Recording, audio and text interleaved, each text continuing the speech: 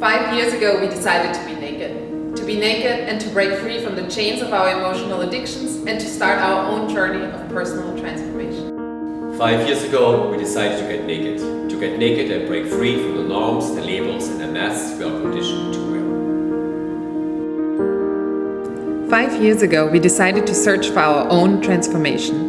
We dedicated ourselves to study every book, every video, every broadcast, and every person who inspires change and happiness. Fast forward to 2016. Here we are, bold and naked. We discovered that happiness for us is having a purpose and the possibility to learn and grow. And we discovered that happiness for us is living our passion and helping others.